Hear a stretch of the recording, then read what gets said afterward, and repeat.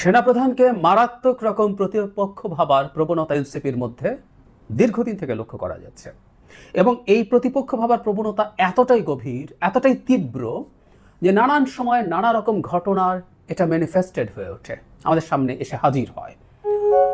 জনাব সার্জিস আলমের সাথে একজন সেনা কর্মকর্তার আলোচনা বা কিছুটা কথাবার্তা নিয়ে গতকাল বিকেলে আমি একটা ভিডিও আপলোড করেছিলাম রংপুরের একটা ঘটনায়। সেটা যতটুকু ছিল এরপর জনাব সার্জিস আলম যে ধরনের একটা ফেসবুক স্ট্যাটাস দিয়েছেন, তাতে এটা মনে করা যথেষ্ট কারণ আছে যে সেনা প্রধানের সাথে তাদের এই দ্বন্দ্ব অত্যন্ত গভীর এবং এটা একটা খারাপ দিকে যাবার সম্ভাবনা আছে। কেন এই দ্বন্দ্ব, এবং এটা কি শুধু এনসিপির দ্বন্দ্ব নাকি আমরা এনসিপিকে, আমি অন্তত এনসিপিকে সরকারের বা স্পেসিফিকলি বলে ডক্টর ইউনূসের দল বলছি বেশ কিছুদিন থেকে, সেই দ্বন্দ্ব সব মিলেমিশে একাকার হয়েছে কিনা আমাদের জন্য এটা ভালো লক্ষণ না যে কোনো বিবেচনায়। জনাব সার্জিস আলম যা করেছেন তার আগে ইনফ্যাক্ট এনসিপির আরও কিছু ইতিহাস আছে, আমি একসাথে কথা বলতে চাই। আমি গতকাল যে ভিডিওটা করেছি তখন জনাব সার্জিস আলম পরবর্তীতে এটা জবাবে কোনো স্ট্যাটাস দেননি, তাই সেটা সেখানে সংযুক্ত করা যায়। এই স্ট্যাটাস দেওয়াটা আরও বড় গুরুত্ব দেওয়ার দাবি রাখে। আমি এটা বলতে চাইছি যে এটা খুবই সিস্টেম্যাটিক ব্যাপার। আমি সার্জিস আলমের স্ট্যাটাসের একটা অংশ একটু পড়তে চাই। তার আগে যখন সম্ভবত এনাদেরকে ধরা হয়েছিল, মানে আমরা বেসিকটা একটু বলে রাখি, সার্জিস তার স্ট্যাটাস এটা আবারও বলেছেন, জিএম কাদেরের বাড়িতে ভাঙচুর এবং অগ্নিসংযোগের ঘটনায় সেনাবাহিনী কয়েকজনকে জিজ্ঞাসাবাদ করতে চেয়েছে। ওর মধ্যে বৈষম্য বিরোধী ছাত্র আন্দোলনের লোকজন আছে, তাদেরকে ছাড়াতে জনাব সার্জিস আলম গিয়েছিলেন এবং সেখানে মিলিটারির একজন ব্রিগেডিয়ার জেনারেল, যথেষ্ট উচ্চ পর্যায়ের অফিসার, আমি গতকালকে ভিডিওতে বলেছি, যেখানে এই ধরনের মব ভায়োলেন্স আর চলবে না ভাবে জাতীয় কথা জনাব সার্জিস আলমকে স্পষ্টভাবে শুনিয়ে দিয়েছেন। এবং আমি মনে করি এটা শোনানো অনেক আগে দরকার ছিল প্রত্যেককে, যেই করুক না কেন। এবং এখানে শুধুমাত্র তার দলের লোকজন ছিল তা না, এখানে বিএনপিও ছিলেন এবং বিএনপির লোকজনকেও ডাকা হয়েছিল। সো এটা অনেক আগে করা উচিত ছিল।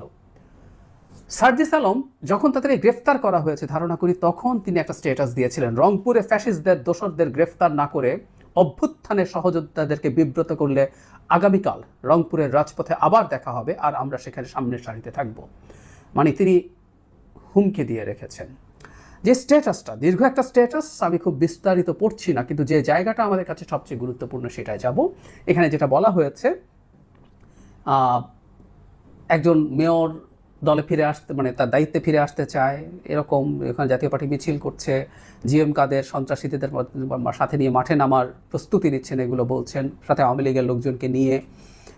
তারপরে ফ্যাসিবাদ বিরোধী ঐক্য একসাথে জাতীয় পার্টি এবং জিএম কাদের বিরুদ্ধে মিছিল করলে জনাব সার্জিসের ভাষ্য মতে জাতীয় পার্টির সন্ত্রাসীরা সেখানে হামলা চালায়।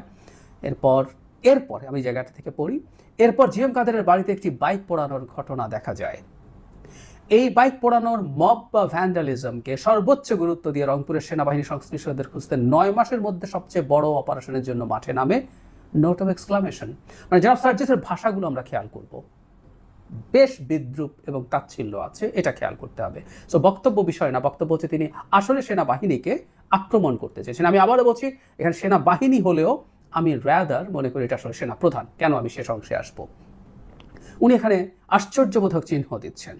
তারপর বলছেন, মহানগর বিএনপির সভাপতি, সেক্রেটারি এবং জেলা ও মহানগরের বৈষম্য বিরোধী আহ্বায়ককে জিজ্ঞাসাবাদ করা হয়। খেয়াল করে আমরা বিএনপির টপ 2 জন লিডারকেও এখানে জিজ্ঞাসাবাদ করা হয়েছে এবং আমরা অন্তত সেটা নিয়ে বিএনপির তেমন কোনো প্রতিক্রিয়া দেখি না। আমি আমার গত ভিডিওতে বলেছি, বিএনপিরও উচিত হবে তার লোকজনকে সামলানো, তারা কোনোভাবেই এসে ধরনের কোনো কাজে যেতে পারে না। জাতীয় পার্টির কি হবে, নিষিদ্ধ হবে কি হবে না, জিএম কাদের গ্রেফতার হবেন কি হবে না, এগুলো সিদ্ধান্ত হবে সরকারিভাবে, আইনগত পদক্ষেপ নিয়ে তারপর কাজ করতে হবে। মবের মুল্লুক বাংলাদেশে আর চলা উচিত হবে না। যাই হোক, পরে তিনি বলছেন জিজ্ঞাসাবাদ করা হতেই পারে, এটা নিয়ে কোনো সমস্যা নেই। এই জায়গাটা খেয়াল করি। কিন্তু যে ঘটনাগুলোকে কেন্দ্র করে সর্বশেষ এই ঘটনা ঘটেছে, সেই ঘটনাগুলোর কারণ কিংবা সংশ্লিষ্ট ব্যক্তিকে না খুঁজে সর্বশেষ বিষয় নিয়ে আধিক্যতা দেখানো শুরু হয়। আমি আধিক্যতা শব্দটার প্রতি আপনাদের মনোযোগ আকর্ষণ করছি। মানে ওইটা না করে এটা সর্বশেষ বিষয় নিয়ে আধিক্যতা দেখানো শুরু হয়। তারপর তিনি বলছেন, জিএম কাদেরের বাড়ির পুরনো বাইক আর সামান্য আগুন নিয়ে যাদের এত চিন্তা, তারা বিগত 9 মাসে আওয়ামী সন্ত্রাসী খুনিদেরকে ধরতে কয়টা অভিযান চালিয়েছে, কতজনকে গ্রেফতার করেছে।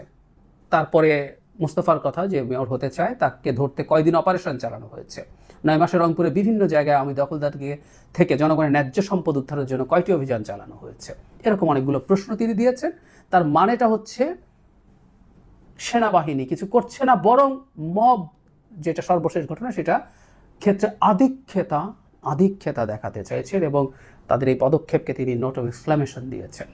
তার মানে আমরা বুঝতে পারছি সেনাবাহিনীর যে ব্রিগেডিয়ার জেনারেল জনাব সার্জিস আলমকে, ইনফ্যাক্ট যাদেরকে ধরা হয়েছে তাদেরকে গ্রেফতার করা হয়নি, ছেড়েই দেওয়া হয়েছে, তার দলের দুজনকে জনাব সার্জিস আলম সাথে করে নিয়েই গিয়েছিলেন। আমি এমনি মনে করি, আমি আবারও বলে রাখি, ভবিষ্যতে সব মবগিরি যারা করবেন, যারা বাংলাদেশকে মবের মুলুক বানাতে চাইবেন, তাদেরকে গ্রেফতার করে আইনের আওতায় আনা উচিত হবে। সবচেয়ে বড় অপরাধীর বাড়িতেও ভ্যান্ডালিজম চালানো যাবে না, তার গায়ে হাত দেওয়া যাবে না। বিচার হবে, বিচার চাই, সেই বিচারে তার ফাঁসি হতে পারে, তার সম্পত্তি ক্রোক্ত হতে পারে, প্রত্যেকটা আইনি পথে হতে হবে। সোজা সাপটা কথা। তথাকথিত বিপ্লবের নামে বাংলাদেশে অ্যানার্কি তৈরি করার চেষ্টা এখনো চলছে এবং জনাব সার্জিস আলমরা সেটার অংশ। কখনো এটা হতে দেওয়া যাবে না, তার দলও এটার অংশ অনেক ক্ষেত্রেই। প্রথমে কেউ বলতে পারে এটা সার্জিস আলম বলেছেন, তিনি ফেসবুকে স্ট্যাটাস দিয়েছেন, এটা এনসিপির না।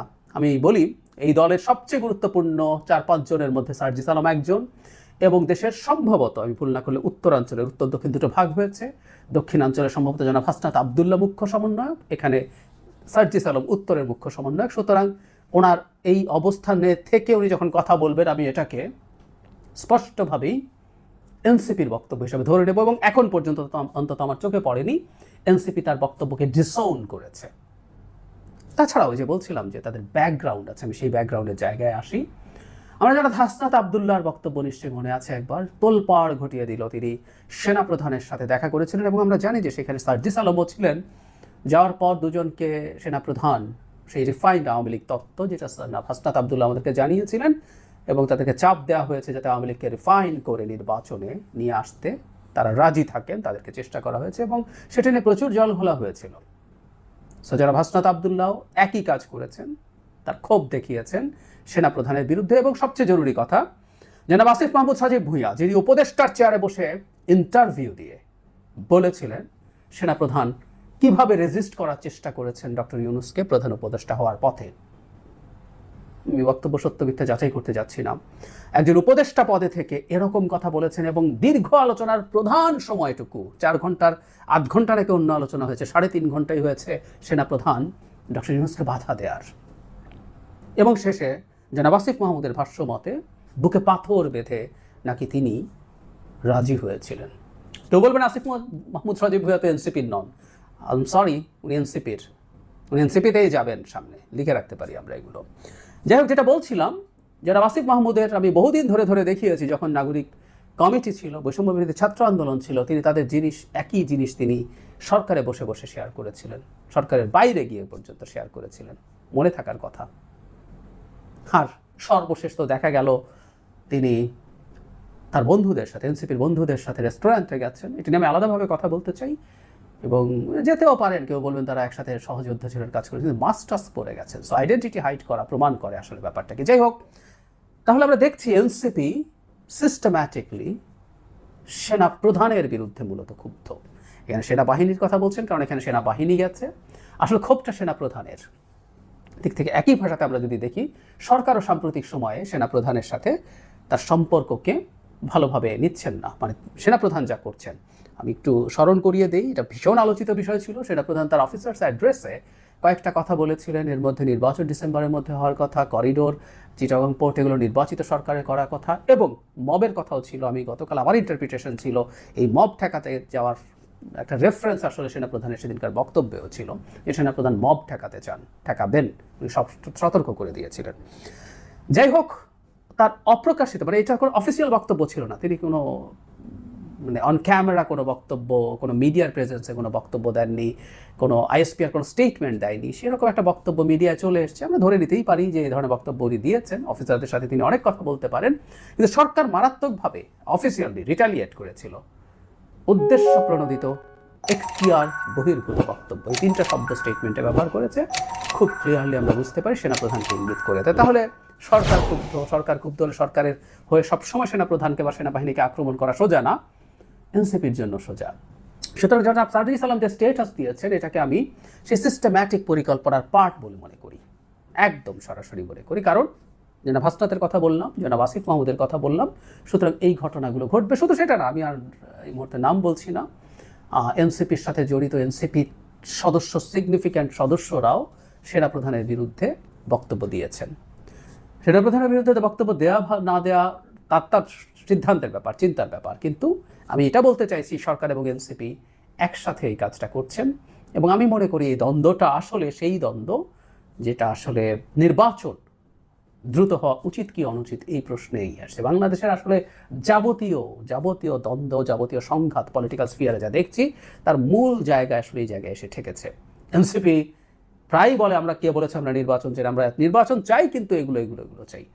আমি প্রায় বলি মানে মুখের কথাই যদি গ্রহণ করতে হবে তাহলে আসলে কোনো বিশ্লেষণের প্রয়োজন নেই, যে মুখে যা বলেছে তাই তো সঠিক, ঠিক আছে আমরা মেনে নিলাম। কনটেক্সট বলে তারা সেটা চান না। সুতরাং আমরা সার্জিস আলম যা বলেছেন, যা করেছেন গত পরশুর ঘটনার পর এইরকম ঘটনা আবারও ঘটবে, কারণ এই দ্বন্দ্বটা ভেতরে রয়ে গেছে, তাদের এই ক্ষোভটা রয়ে গেছে। এবং অনেকেই অন্তত দেশের বাইরে থেকে খুবই জোর ক্যাম্পেইন চালানো হয়েছিল সেনাপ্রধানকে পদ থেকে সরিয়ে দেওয়ার জন্য।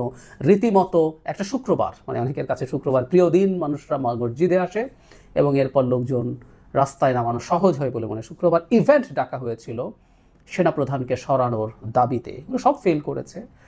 তো যতদিন তিনি পদে আছেন আমি ধারণা করি এই ক্ষোভ এনসিপির মধ্যে রয়ে যাবে এবং এই এনসিপির এই বহুজন এই সিস্টেম্যাটিকলি এই কাজগুলো যারা করছেন দেশে এবং দেশের বাইরে থেকে তাদের সাথে অ্যালাইন্ড, সো কোনো না কোনো ফর্মে এগুলো আসলে আসবে। না হয় যে কথাটা বলছিলাম, যেন সার্জিস আলম সেনাবাহিনীর প্রতি কোনো না কোনো ক্ষেত্রে কোনো আহ্বান জানাতে পারতেন, কিন্তু তিনি বিদ্রুপ করছেন, তাচ্ছিল্য করছেন, তাতে বোঝা যায় তার ভেতরে ক্ষোভ আছে। তিনি আধিক্যতার মতো শব্দ ব্যবহার করছেন সেনাবাহিনীকে নিয়ে।